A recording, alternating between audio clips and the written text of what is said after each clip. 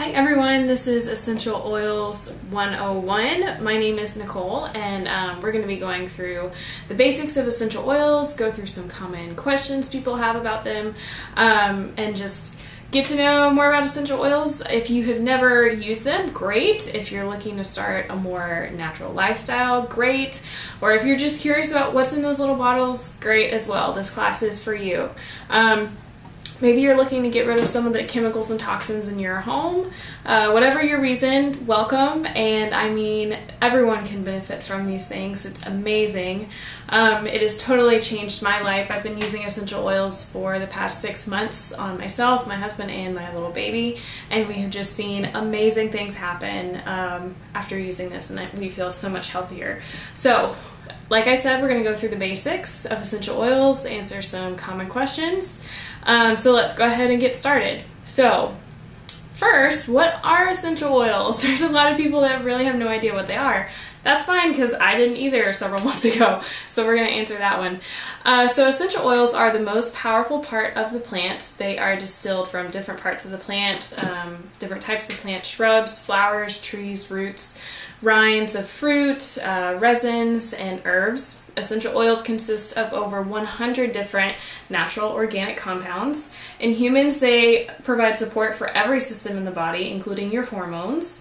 And body systems, I'm talking like your muscular system, circulatory, immune system, all those things are what I'm referring to when I say body systems, all the different systems you have in your body. So they also support brain health and healthy weight and can be used for emotional support. Oils can be used as an alternative to toxic cleaning chemicals, which we're going to talk about later. And you can literally start swapping out every single cleaning supply that you have in your house for a natural alternative. That was one reason why I got started with essential oils, because I was looking for something that was not toxic. I was pregnant. I wanted to get rid of all the stuff I had under my bathroom and kitchen cabinets, because I was really scared about all the things I was finding out about them. And so I came to find essential oils and discovered there was so much more I could use them for than just cleaning supplies. So we're going to get into that. So each essential oil has multiple uses. You do not, I repeat, do not have to be an aromatherapist or an expert to use them, because I definitely am not. There are 3 main ways for you to get oils into your body. One way is topically, which is just rubbing it on the skin. That's usually the easiest way to do it. Also by ingesting or cooking with the oils, and by diffusing or inhaling. And so if you're not familiar with what a diffuser is, I have one here to show you. It's this, they come in different shapes and sizes and styles. You put some water in it, put a few drops of whatever oils you're wanting, and so it literally creates a vapor when you turn it on, and it spreads it throughout the house. It's amazing. I don't use candles or like the wax stuff that you melt and all that stuff. I don't use that anymore. 1, because they're not great for you, but 2, because the diffuser is so much better and it smells so much more amazing. And so I don't have to use a candle because I'm using the diffuser and helping my body out at the same time. So that's a diffuser, in case you did not know what it was. So how long does it take for essential oils to enter into the body? So tests have shown that the molecules of essential oils can typically reach the brain in 22 seconds. And this is, we're talking about when you apply topically. They can be found in the bloodstream in 2 minutes and will have reached every single cell in the body in 20 minutes after application. That's amazing. So literally this stuff is going all through your body, getting where it needs to go, and helping you out in amazing ways. Because the molecules of essential oils are so small, that's why they can easily penetrate the skin barrier so quickly and enter the body. Expulsion of essential oils takes about 3 to 6 hours. So when you're using them, they last a long time. And so you can use them multiple times throughout the day if you need to. You really don't need large amounts, which we're going to talk about in a little bit. But because they are staying in the body and doing what they're supposed to for several hours, which is great. So, do essential oils work? That's a good question too. We're going to talk about that. So the problem with this is that in the US, there is literally no rating system for essential oils. Okay, so the FDA only requires that in order to label a bottle of essential oil as pure or therapeutic grade, The contents of the bottle only have to contain 5% of actual essential oil, okay? Yeah, that's a little scary. So with that being said, when you go to the store and buy your essential oils, usually what you're buying is something that has this much oil in it, and the rest is filled up with other stuff that we're going to talk about right now. So all oils in the world fall into one of 4 categories, and that is grade A, grade B, grade C, and grade D. But these grades are not listed on the bottles when you buy them. So you can't go and say, oh, well, I'll just check the label at the store and see what grade it is. No, they're not listed, unfortunately. But this is just for categorical purposes. We see what categories they fall into. So grade A is therapeutic grade. They're made from organically grown plants and distilled at low temperature. So this is your really, really good, perfect essential oils that we're talking about. Grade B oils are food grade, but they may contain synthetics, pesticides, fertilizers, chemical extenders, or carrier oils. Okay, so not that great. And then grade C oils are perfume oils that often contain adulterated chemicals. They usually have solvents like hexane to create a higher yield of oil per harvest. And solvents, as we know, can be cancerous. So you definitely don't want to be using oils that have solvents in them. Yeah, just don't do that. So that's typically, grade C oils are typically what you find in stores. Even in a lot of health stores too, guys, which is scary. They also may contain up to 80 or 90% of alcohol in them and just very little essential oils. And then grade D is commonly called floral water, which is aromatic only and is usually a byproduct of grade A distillation. After all the oil is pulled out for the grade A oils, the leftover trash water is then sold to companies which fill 5% of their bottle with this leftover trash water and fill the rest up with carriers or other bad things and label it as pure. Okay? So that, I just want you to be educated on what you're buying, because it makes a difference. There are people that have used essential oils before and they're like, well, it didn't work for me. And that's probably because they were using oils that really weren't pure. They were using oils that had other stuff mixed into them, which is not good for your body. So that's why you want grade A oils. Before you purchase anything, check to see if the company grows their own plants, owns their own farms, and controls the entire process from beginning to end. Pesticides, pollution, and previously farmed land can affect the quality of an oil.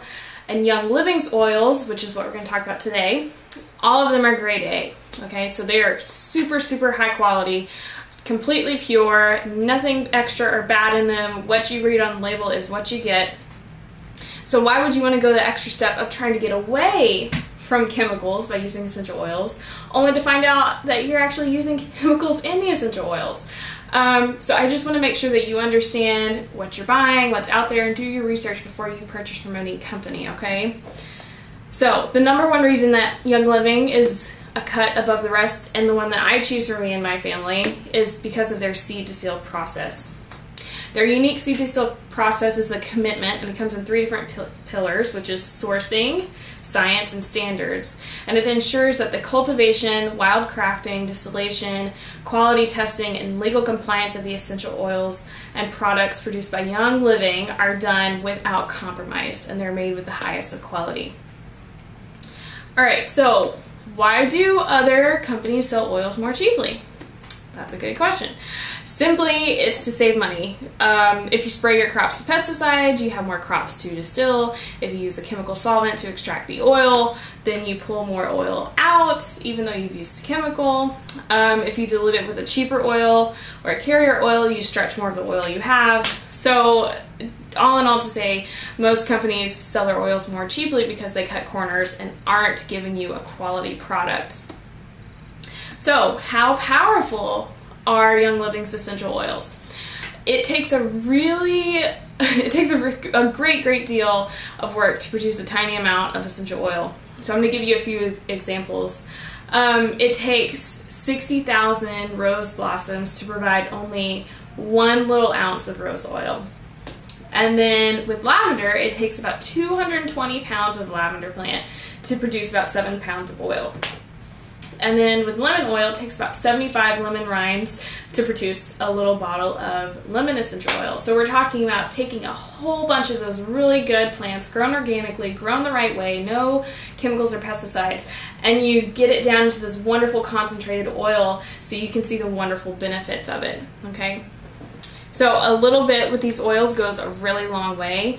The average Young Living bottle of oil costs about $8 to $30 a bottle, depending on what you're buying.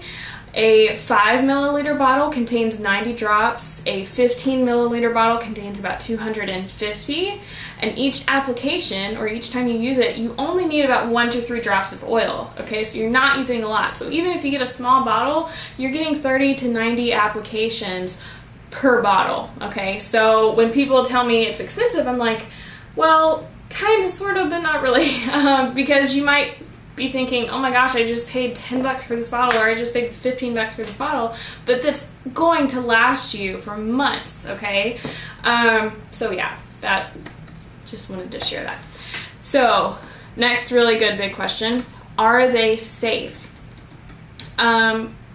This is something, and I forgot to add my little disclaimer in the beginning, so let me do that now. I am not a medical professional. I encourage you to do your own research. I cannot talk about treating, diagnosing, curing any type of disease or illness. That's not what I'm here to do. I'm here to help educate you and help you take control of your own health and educate yourself on your health and what you can do, and use natural alternatives to things you might be using already. So I encourage you to do your own research. Don't just take my word for it.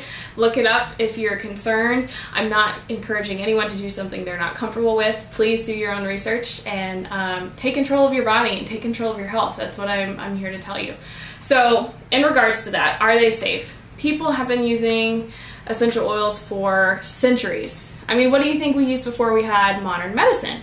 What we used before that was essential oils. And so when modern medicine came in, we kind of, got away from that tradition. And now we're finding this lost stuff that we use, our ancestors used, and so forth. So it's nature's remedy. It's nature's stuff that they have provided to us to take care of our bodies and ourselves. So when it comes to the question of are they safe, I would say yes, if you're using the right stuff and you're using it correctly the way you're supposed to. Don't drink a whole bottle of essential oil. That's not good for you. So use common sense when it comes to using essential oils. Look up whether you should dilute something or what oils work for what you're looking for.